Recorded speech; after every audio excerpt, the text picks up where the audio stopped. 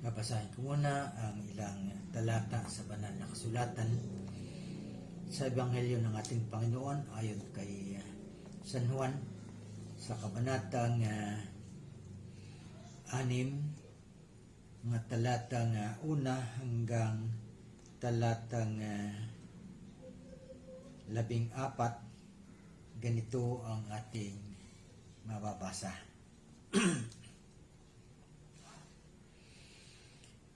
Pagkatapos nito, tumawid si Jesus sa ibayo ng lawa ng Galilea, na tinatawag ding lawa ng Tiberias. Sinundan siya ng napakaraming tao, sapagkat nakita nila ang mga kababalaghang ginawa niya sa pagpapagaling sa mga may sakit.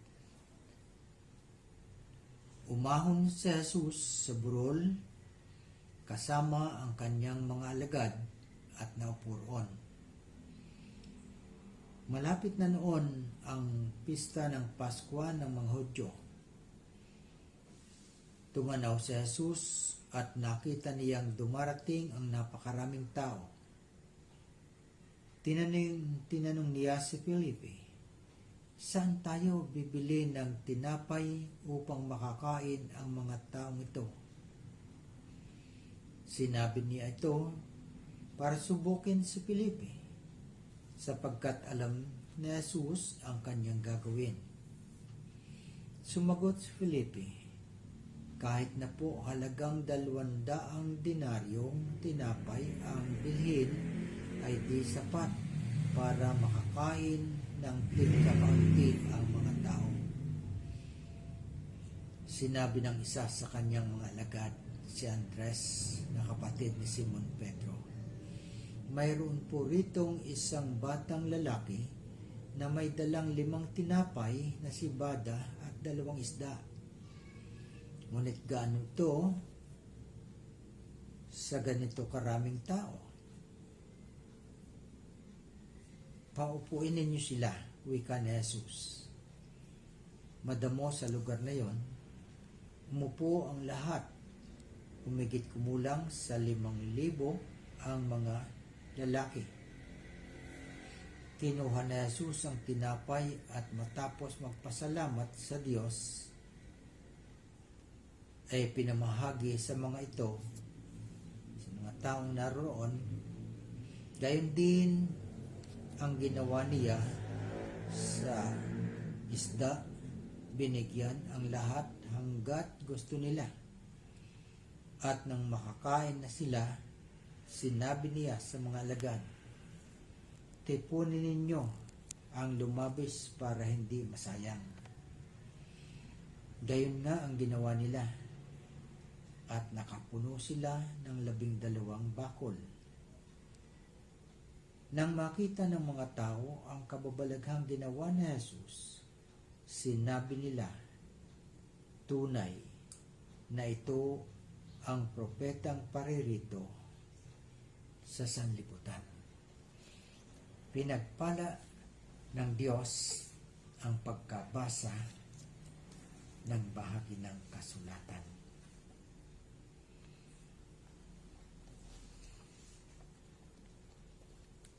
Ang mga talata na atin pong binasa ay ang kasaysayan sa panahon ng ating Panginoong Hesukristo, nang siya ay nagmimisyon at maraming mga tao ang mga nagsisunod upang makinig at mapagpala. At maging sa mga pangangailangan katulad ng pagkain, hindi sila pinabayaan ng ating Panginoon. At maging sa mga may sakit, sila ay pinapagaling. Kaya pinanggit nga sa talata na ito ay ilan sa mga kababalaghan o kaya'y mga himala na nagagawa ng Diyos para sa mga tao na sumusunod sa Kanya. Ang ibig sabihin ng mga himala o milagro o kababalaghan, ang banggit dito ay ito yung mga pangyayari na katakataka, mga hindi karaniwang nangyayari sa paningin ng tao, parang imposible. Ngunit sa Diyos, ang lahat kapag niloob niya ay merong pangyayari. Tulad nga sa kasaysayan na atin pong binasa. Ano ba ang talagang nangyari sa kapanahonang yon? Sa pangangaral ng ating Panginoong Hesukristo, kasamang mga alagad, inabot sila ng hapon sa ilang na lugar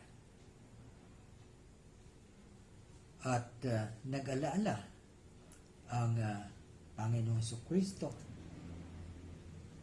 na magugutom ang mga nagsisunod. Kaya tinawag niya ang isang alagad at tinanong kung saan pwedeng bumili ng tinapay na kanilang mapagsasalusaluhan.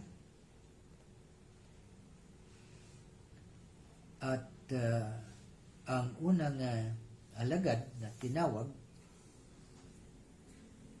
ay nakita sa dami ng taong yun, kaya nasabi niya na kahit 200 denaryo ay hindi maghuhusto na pambili ng tinapay na kanilang makakain.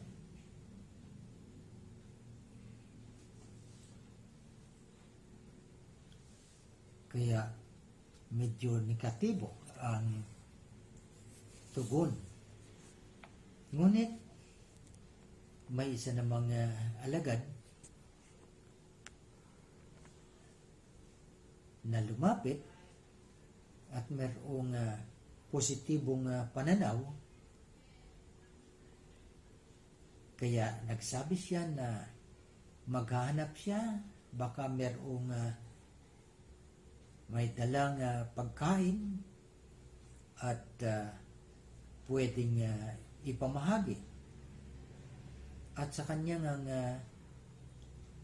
paghanap ay nakakita siya ng isang bata na mayroong dalang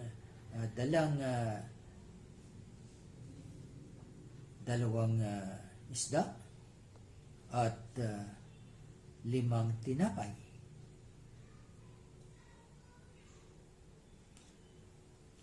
Kaya nasabi niya na meron dito, ngunit baka hindi rin sumapat. Kaya tinawag ng ating Panginoon yung bata at hiniling na ibigay sa kanya ang kanyang baon na 2 isda at 5 tinapay. Hindi naman ipinagkait ng bata.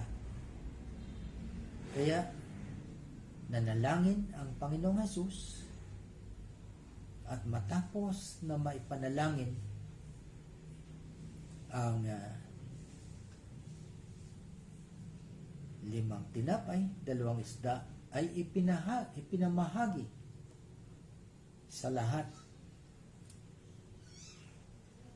At ang bawat isa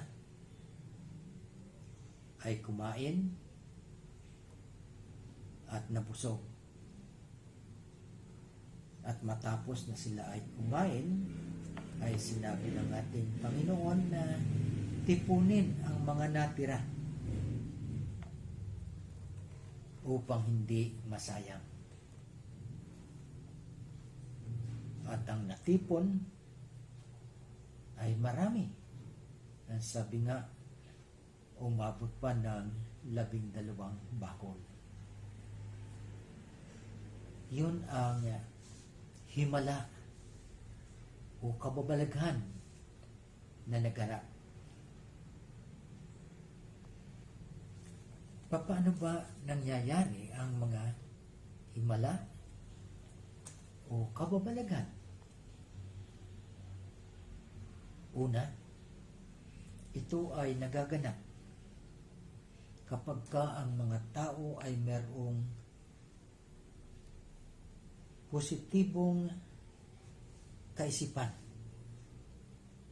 Maganda ang pananaw sa buhay. Pangalawa, kapag tayo ay gumagawa ng buong tiwala na ang Diyos ay mapagmahal, mapabiyaya, makapangyarihan.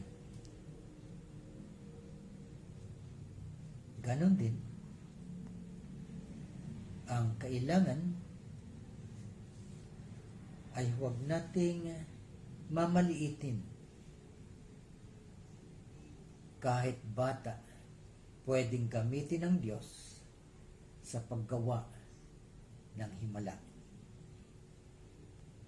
kung ipagkakatiwala sa Kanya. Katulad ng ginawa ng bata, hindi ipinagkait kung anong meron siya, at yun naman ang ginawa ng Diyos upang maranasan ang mga himala sa gitna ng kanilang pangangailangan. Mga magulang at mga kapatid,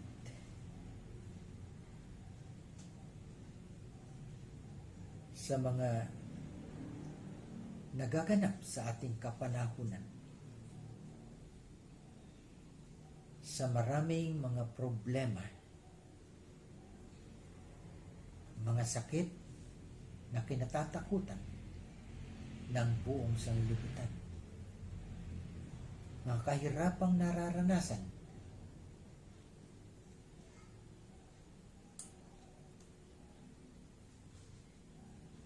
huwag tayong mababalisa. May Diyos